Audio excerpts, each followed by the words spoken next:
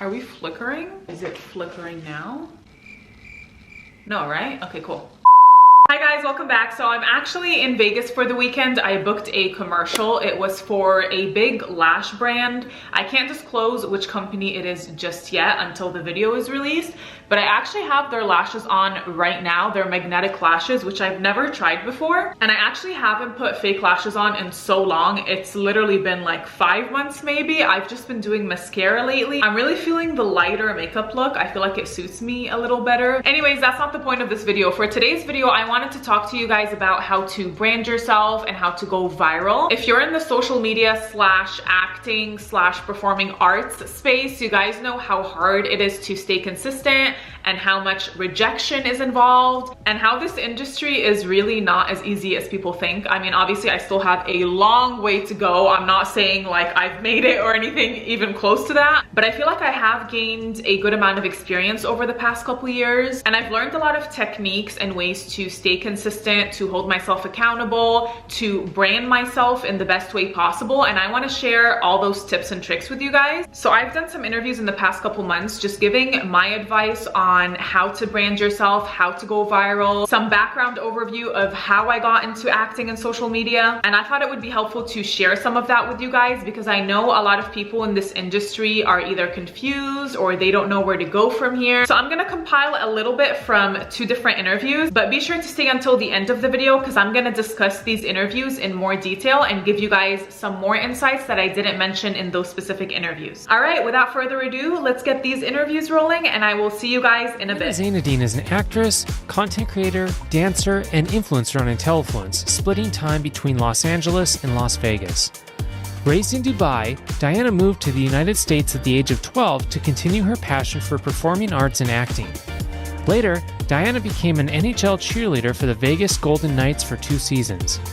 Be sure to check out Diana's funny videos on TikTok and Instagram, and additionally, you can follow Diana on Facebook, YouTube, or thedianaz.com. Diana, thank you so much for taking time out of your day to speak with us. We really appreciate it. So my first question for you is, can you tell us a little bit about your background, including how you got into acting and dancing?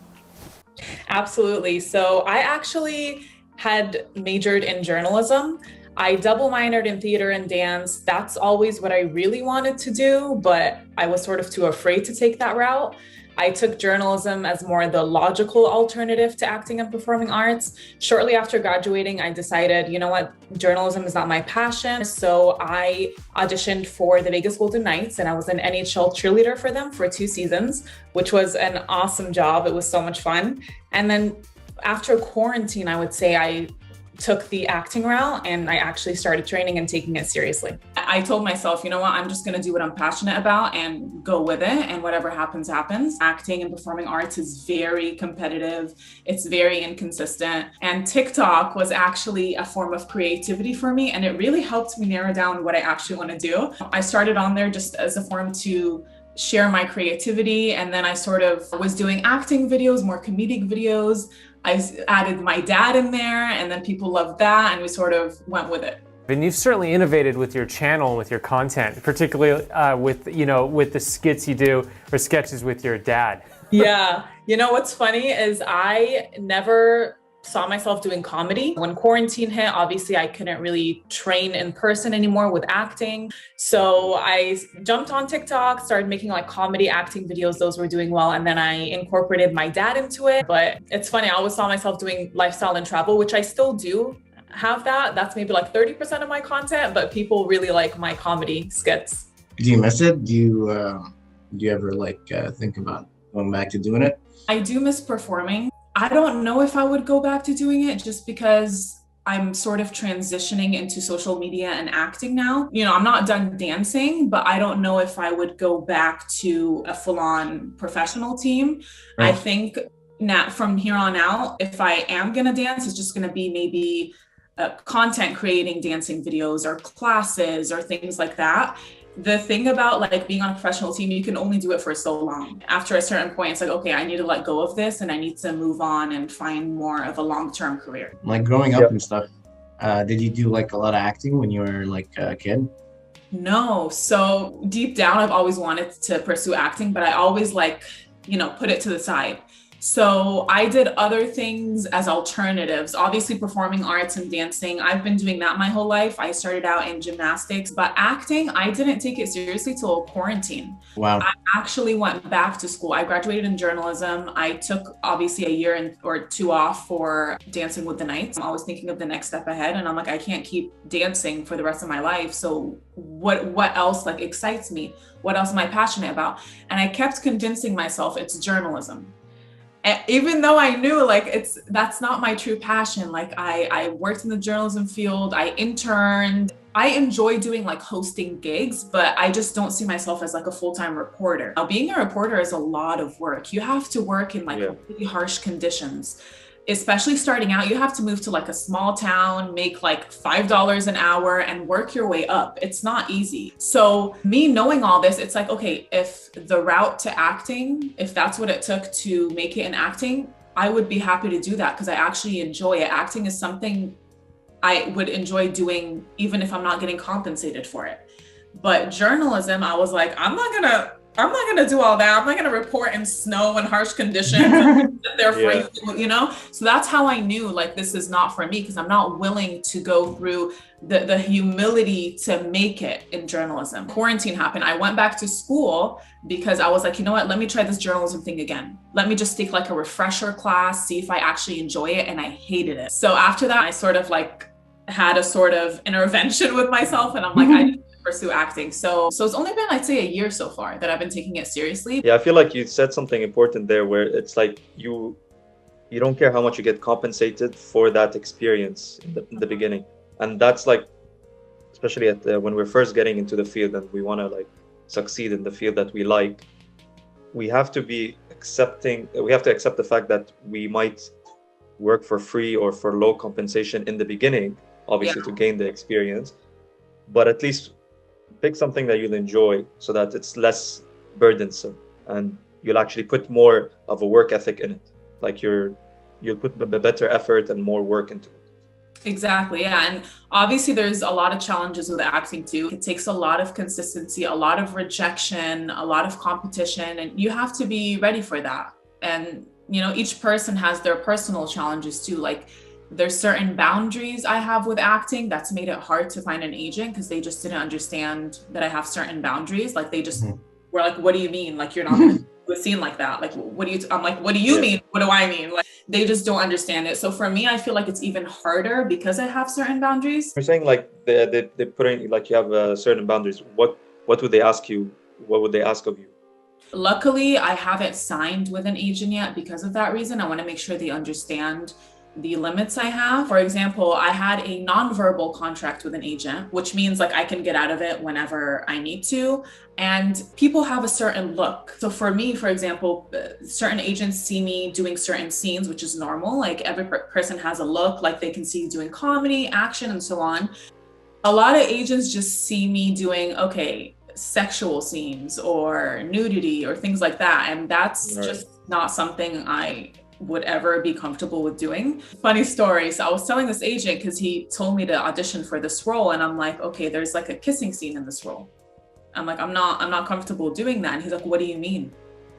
And I'm like, what do you mean? He's like, I don't get it. What is it? Is it a cultural thing? Is it a religion? Like he literally was so mind blown, which honestly, I understand. Like in the States, they sort of like don't get it because to them, it's like, you're just acting. You're not.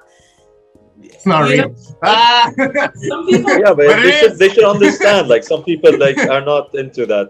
I feel like it's more acceptable in the Arab world. And you know, if someone is doing, it's totally fine for an actor to be comfortable doing whatever they want to do. It's just a personal belief that I'm just not. It's just boundaries, you know. And he wasn't understanding it. And he even throws a comment and he's like, you know what? I don't think this business is for you then. It's sad to say, but a lot of money comes from these types of scenes. So I understand why agents look for that and look for certain people who would be fit for that role. So, I mean, it does make sense. Like, I'm not saying they're wrong or I'm wrong. It's just like, that's just another challenge that I sort of have to face. I mean, it is what it is. I'm tired of all the stereotypes in movies where they make Arabs look dumb or for sure. That's what I honestly love about TikTok. Like you get to see different cultures and the variety and the beauty and everything versus the stereotypes you typically see in news or in certain movies. A lot of like Arabic songs and stuff like are trending on TikTok, and I love that. Like that makes me so happy. So it's nice to find out about other people's culture from their own experiences versus stereotypes, like you mentioned. This is a little controversial maybe, but I've had comedians on, I've had some actors on that say that, you know, TikTok and social media and like helped people get different roles. I've had comedians say that people who have a high TikTok, you know, following can get more opportunities performing stand-up comedy. We've heard from actors say the same thing about how like some acting roles are just given or are given to people because The Rock has 59 million followers on Instagram or something like that, or just in general. Is that true from what you know, or? It makes sense why social media and acting goes hand in hand. Like, I don't know if you guys heard I'm sure you heard of Addison Rae. She started on TikTok. When I first got on TikTok, she didn't blow up that much yet. And she would post, honestly, it's inspiring, but she would post like 20 videos a day. Like she was just throwing random videos, 20, I'm telling you, like she was posting so many videos in one day. And look at her now, you know, she blew up, she's on Netflix, she has her own brand. It's just so crazy how one app can literally change your life. So I do believe, especially in this day and age, that directors and, you know, casting directors do look at your social media because they want to see, like, if they cast you in a lead role, for example, they want to make sure people are actually want to watch you. You can work your way up in the acting world. You can start as an extra, go to like a supporting role, eventually make it to a lead role. But sometimes if you have a great social media following, you're automatically, it's like you skip all the steps. It's crazy. It makes sense, but it's like, it's just so crazy how one app can literally just like change your entire world. So when you mentioned Addison Rae, like doing 20 videos a day, that's kind of like, in a way, how people become successful. They just keep trying and trying different projects, I mean, in any field, obviously. They just, obviously not all her videos were accepted. So that means she was getting rejections. But the thing is, for people to become successful, it's like, they have to be able to handle a rejection and keep going, keep trying. 100%. You can't let comments, for example, like if I get a video that's getting so many hate comments, I just stop reading it. You know, it's never gotten to a point where I'm like, oh my God, I just want to stop making videos because I'm getting these types of comments. And I'm sure Addison at the time, she was getting, I would say she was getting more hate than positive comments. Like a lot of people are like, who are you? Like, who do you think you are? Like, why are you on, you know, why are you on here? And she just didn't care. She just kept on going, kept on doing her thing, and look at her now. So you really can't, and it is hard sometimes to just like not pay attention to negativity and all these hateful comments, but it's part of it. It's like you're putting yourself on social media, you're, you know, putting yourself out there in public, you're gonna get criticism. And sometimes the comments are like absolutely ridiculous, but you just have to shrug it off and keep doing your thing. You can't please everyone, so. It's interesting how your TikTok videos revolve around your life and your family life. You know, with your family and stuff, and with your dad, and it's all cultural. Is it like real, or is it a little just exaggerated? What's the deal? My dad is honestly the real star of my TikToks. Here's the thing: when it comes to TikToks, I do get a lot of comments. I mean, you get different types of comments all the time, but like, a lot of people like genuinely get upset and mad, like thinking like, this isn't real life, this is staged. But in reality, it's like all these things, all these videos that we're creating are things that actually happen in real life. We either recreate them, like I always think of like, okay, how can I form this into content creating? So if something were to happen, like for example, my mom and dad, if they're like, you know, going at it with each other, I'm like, hold on, like say that again, and I start recording. You know, sometimes it happens without them knowing, you know, because I do want that genuine reaction. But other times it's like, these are things that actually happen in real life, so why not recreate them and share them with people who can relate to it? That's like, it's great to, that your parents are supportive of it, you know, like they're getting involved and stuff. Like, is that like where you draw your personality from your? Oh my gosh, my dad, honestly, my dad loves it. A lot of times he gives me ideas. He's like, hey, let's do this, let's do that, you know? So I love that he's so supportive. And like, not just with TikTok, like my parents have always, I'm really thankful that my parents are so supportive, because I don't know if it's a cultural thing or that's just how it is with parents in general. But a lot of times you see that parents like don't really support, like they don't take it seriously, like the performing arts field, the social media, acting, things like that. They sort of are like, how's that going to happen? You know what I mean? But, and they sort of want you to focus on like being a doctor, being a lawyer, the more logical career path.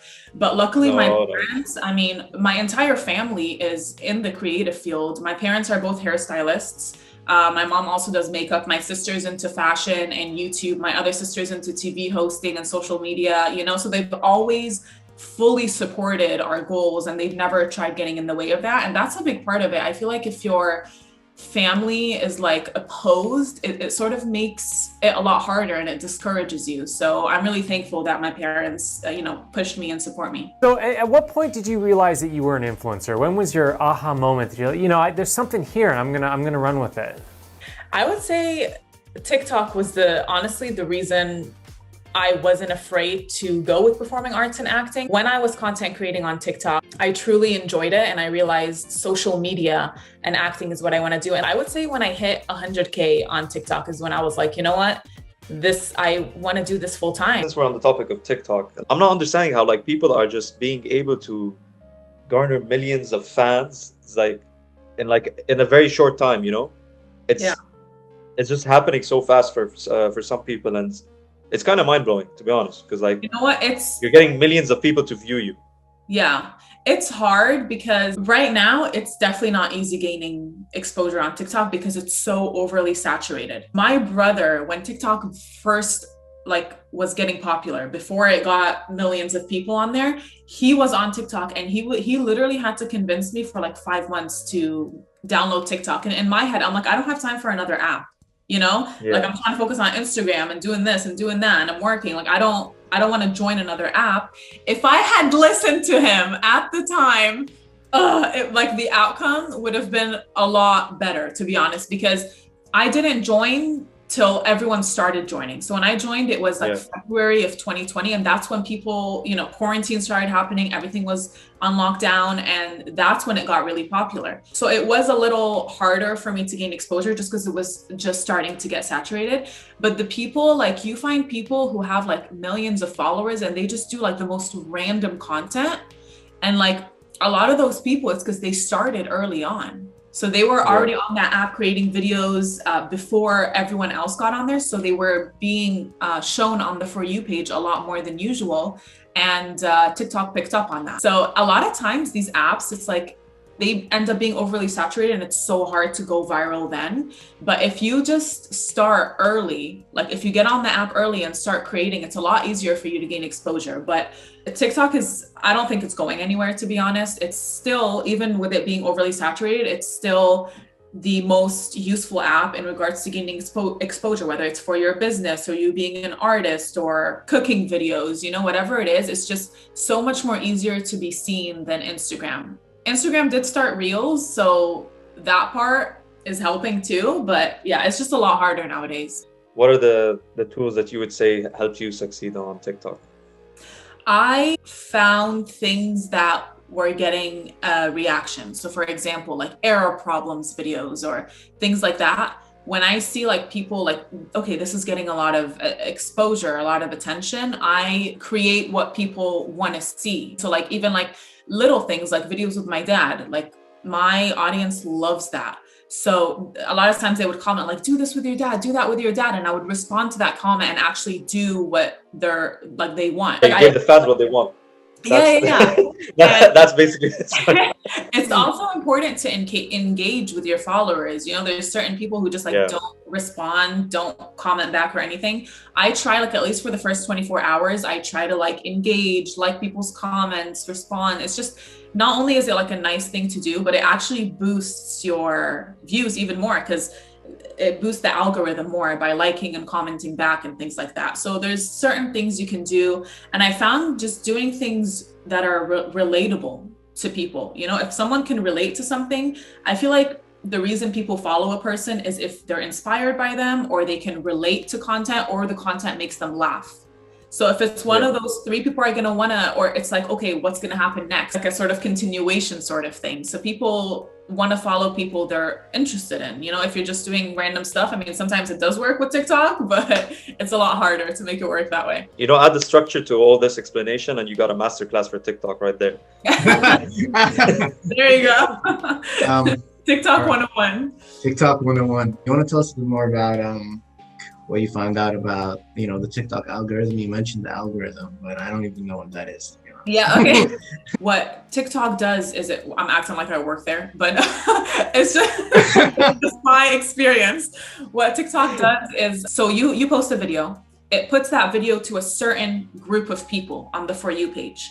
If that certain group of people is reacting, liking, commenting, they push it out to a wider group of people. And then if that certain group of people is just like not liking or anything, it just like doesn't get as much views, if that makes sense. So the more people that are reacting, the more viral it's going, the more it's staying on the For You page, the more exposure you're getting ultimately. Yeah, that's a badass breakdown, man. Like I got a full analysis on how like TikTok works.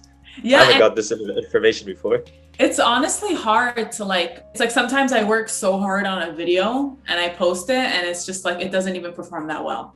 And you know, when I'm posting, I'm like, oh my God, this is going to go so viral. Like, this is going to be so good. And then it's like, no, it doesn't even get a reaction. Other times it's like, I post something like on my Instagram story, for example, and I'm like, let me just put it on TikTok, you know, it's whatever. And it blows up. Like you really don't know. The important thing I would suggest to content creators is it's hard when you work hard on a video and it's not getting a reaction and you keep posting and like, there's no exposure on it, but it's all about consistency. Like, I feel like with TikTok, you're eventually going to go viral no matter what. You might have to post like 100 videos before you do, but eventually like something is bound to go viral and you just have to, but then something goes viral and then you go back to like barely getting any views. So it's all about consistency and just like enjoying the process. There's no reason to stress about the views or the numbers or anything like that. Along those lines, how do you structure your average day so you can get everything done that you want to complete in terms of creating your content, in terms of planning future content? So I am very plan oriented.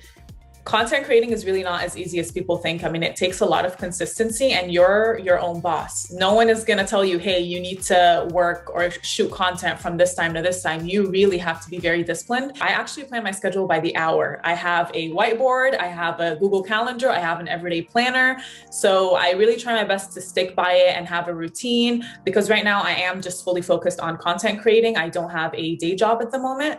So this was ingrained throughout college. I was involved in a lot of different things in college. I was handling a sorority, a dance team, majoring, double minoring, interning, part-time job. So that's when I really got into planning out my schedule. And fast forward years down the line, I still go by the same method. In terms of content creation and brand collaborations, is there a memorable brand collaboration that comes to mind that you've had over the last couple of years? Yeah. I did a collaboration with this news agency in Dubai, and that was the biggest paycheck yet. And after that, I sort of started getting collaborations a lot more consistently. But it's also not just it's about how you brand yourself, right? So I have my media kit. I started a website with all my work on there. So whenever a brand does reach out to me, I send them my media kit. I have screenshots of my analytics, everything like that. That way, a lot of it is negotiating. So if they have a rate that's below the rate that I have, I show them my analytics and I'm like, look, this is why I charge this much for this sponsored post, for example. This is my analytics and this kind of reflects on my rate. And then the past few months, I've actually been applying on my own to agencies and things like that. It's not just about waiting for a brand to reach out to you, but you can also go the extra mile and reach out or sign up for marketing agencies and, sign up for whatever brand deals are going on. Absolutely. And then the flip side of this question I always ask.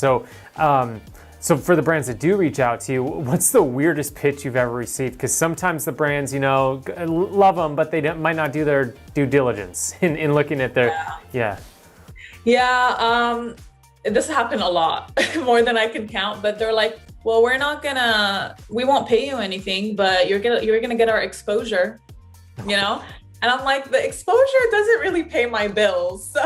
Exactly. It doesn't keep the lights on. So you also mentioned that you've lived in so many different areas, and obviously, so you've been in different cultures from the Middle East and then in the US.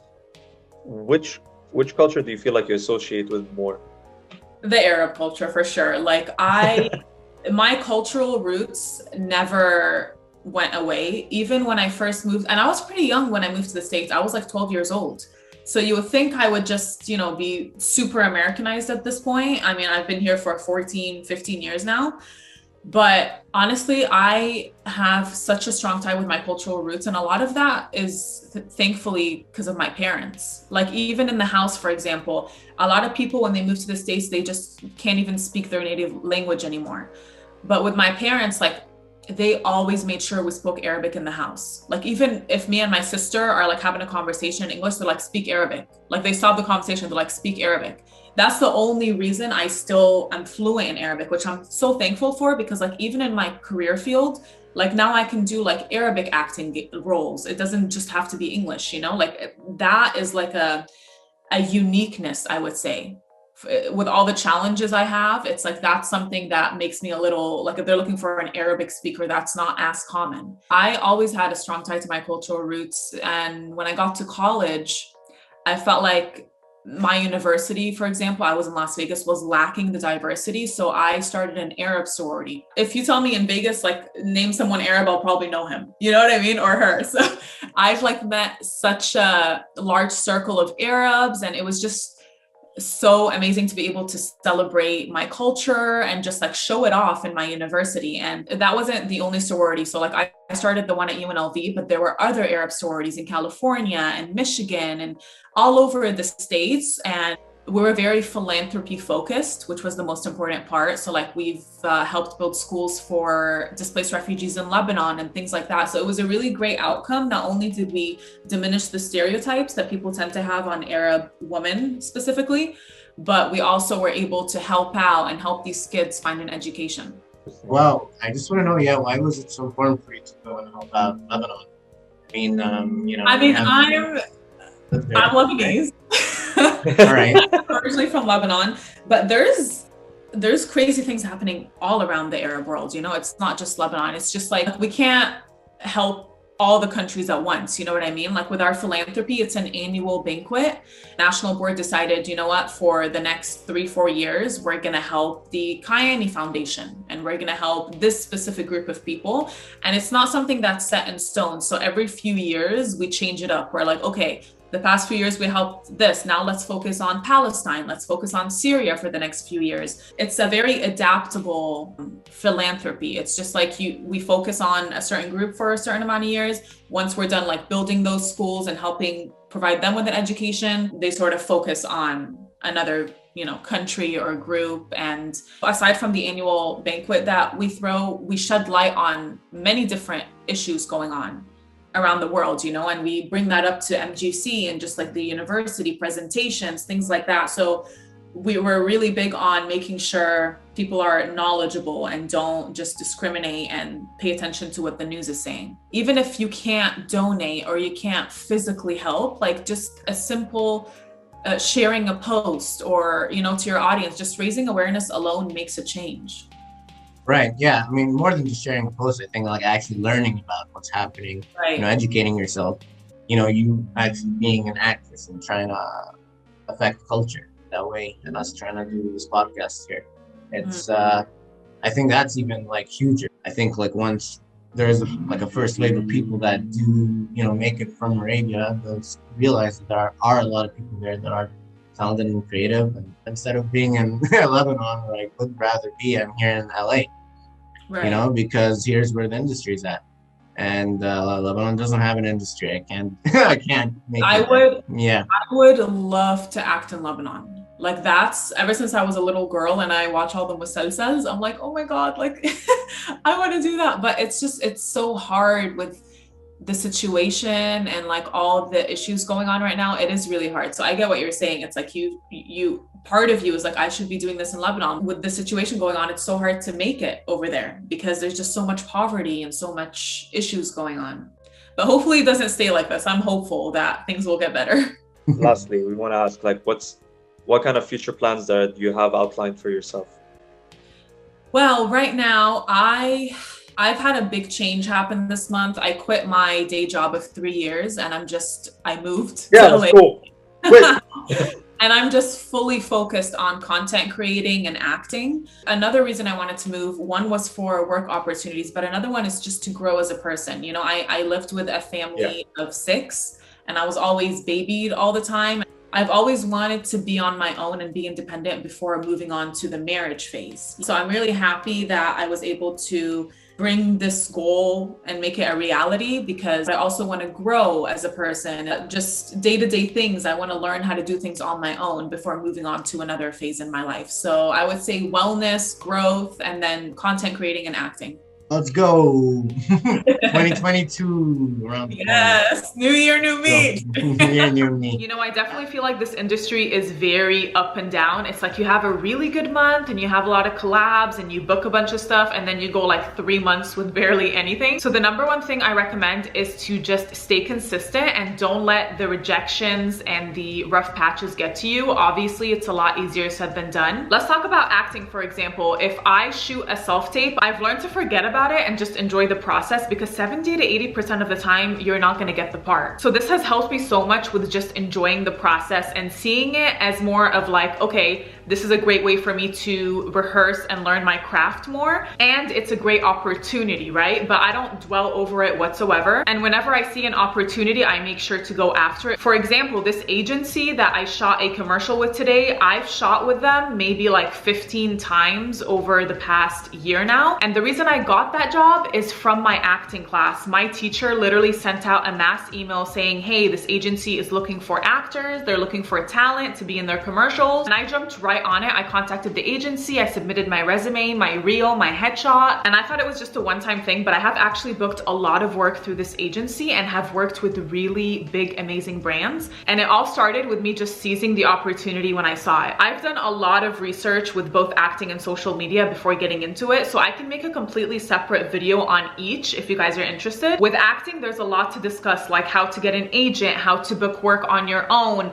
the steps you need to make it in acting, because you have to go through a whole process just to find an agent. It's not just applying and getting accepted most of the time. And administrative work when it comes to acting is actually just as important, if not more important, than your talent. If you're being very consistent and disciplined with acting, you're constantly putting yourself out there, you're self-submitting, you're auditioning, you're making sure your resume and your reel and your headshot are up to par. All these little things are super important. Even if you're a really talented actor, but you're lacking that discipline and consistency, it's gonna take you a lot longer and it's gonna be a lot harder for you to get to where you wanna be. If you're overwhelmed, it's really important to just take a breath, take a pause, take a break. That's okay too, because that gives you the energy to just keep going and go after it even stronger than you did before. Now, same thing with social media. You really need to put yourself out there and brand yourself, and consistency is key. With both acting and social media, consistency is the most important thing. I've already discussed how important it is to stay consistent and how to go viral in the interviews, but it's also really important to brand yourself well and know your worth. So that includes having your own media kit. When a company reaches out to you wanting to collab, you need to present them with that media kit, that rate sheet, have your own website showing all your work,